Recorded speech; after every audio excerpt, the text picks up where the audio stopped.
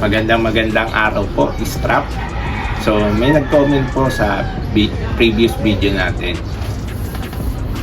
at Steven Lebron 3579 para sa itong video na to. So ang pag-uusapan natin ngayon ay tungkol sa Ectomorph o Hard Gainer Workout Plan. So tara na.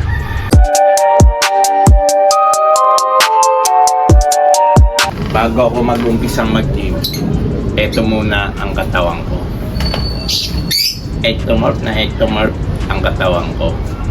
So, mahaba ang leeg, narrow yung shoulder, narrow yung chest at hips, mahaba yung kamay at yung paa. Madalas kong may compare ang katawan ko sa ibang mga nag-gym yun. Kaya nakaka-frustrate hanggang sa makapasa ako ng mga ibang libro, ng mga ilang libro na through hard work, discipline, determination, nakuha ko naman yung goal ko, maging ectomeso.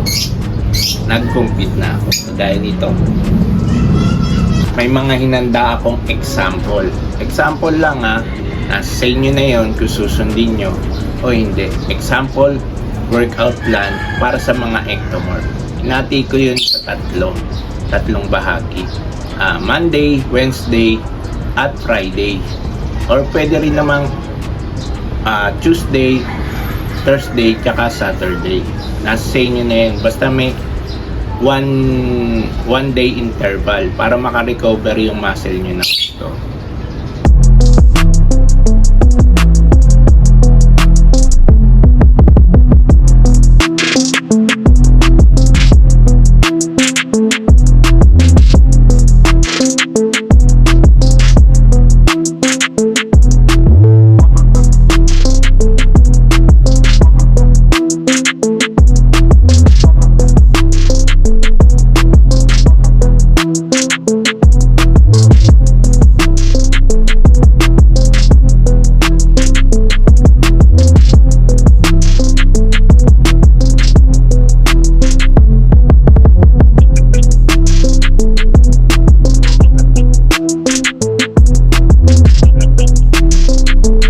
Mapapansin nyo, puro compound exercise ang nakapaloob dito sa workout plan na to.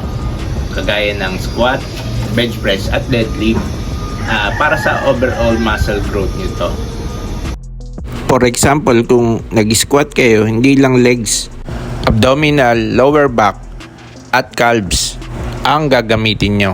Sa bench press naman, di lang chest ang gagamitin nyo, kundi shoulders tsaka tricep. Bukod sa overall back development, gagamit din kayo dyan ng legs, calves, abs, tsaka traps. Ang mind muscle connection at progressive overload ang gagamitin natin ngayon. Ang mind muscle connection, dito magko-concentrate kayo sa wino-workout yung muscle growth, do sa movement.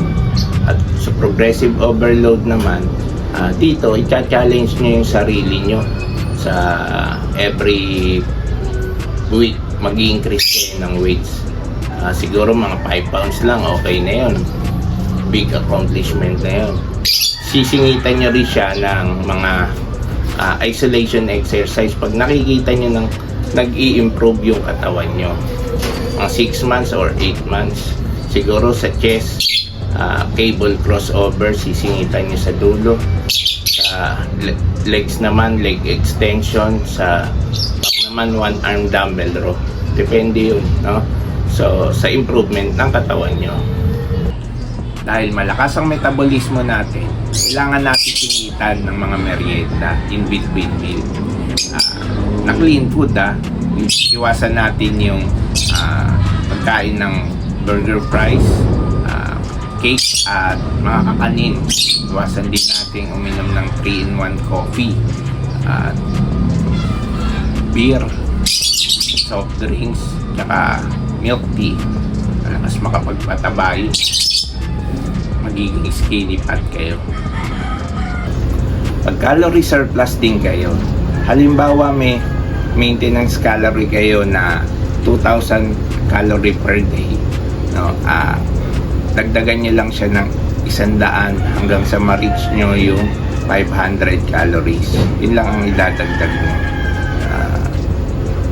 High fiber din ang nire-recommend ko sa inyo. Kung gusto nyo naman ng masarap, healthy, at mura na pagkain, pakipanood na lang yung previous vlog ko na tasty water spinach and tofu.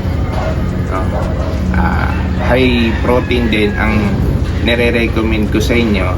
Siguro mga 1.8 grams of protein per body weight yung i-recommend ko. Pero ang maximum talaga ay 2 grams per body weight. 8 hours of sleep ang nire-recommend ko sa inyo para sa ganon ay makarecover ang katawan nyo ng maayos. Para yung muscle tissue, diyan kasi re-repair yung mga muscle tissue natin, no? I-avoid nyo rin yung mga athletic sports kagaya ng basketball, volleyball, swimming, at pickleball. Siguro mag-concentrate na lang kayo sa pag-workout nyo. Bawal din kasi mag-cardio kasi pang palakas ng metabolismo rin yung cardio. So nino-normalize lang natin yung metabolismo nyo. It takes 8 years bago ko makuha yung goal ko. On and off din ako sa pag-gym noon. Nagsimula ako bilang estudyante. Alam niyo naman yung budget ng isang estudyante. Limitado lang. So nag-graduate, nagkaroon ako ng iba't ibang trabaho. At nung nagkaroon na ako ng stable na trabaho, doon ko na na-pursue yung dream ko na mag-compete. Kayo, paki-comment down below yung mga struggle nyo bilang ectomorph. Kung ako, nakayanan kong abutin yung goal ko, mas lalo kayo, kaya nyo ring abutin yung goal nyo. Basta determination and discipline lang. Tsak, makakarating kayo sa paroroonan nyo. May reward naman ang lahat. Salamat! Kaya maingay sa vlog ko ito salarin. Ito pa yung iseryo. Open muna natin.